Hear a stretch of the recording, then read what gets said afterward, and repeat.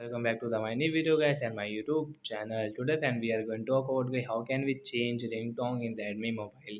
Guys, you want to change your phone ringtone, so fine, how can you change? Today I will show you in this video guys.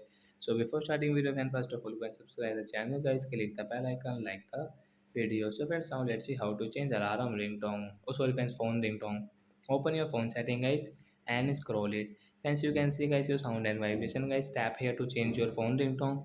As you can see ringtone setting guys, tap here. As you can see there are three ringtone, but guys you want more ringtone, so guys click on all ringtone setting guys, you can check your all ringtone.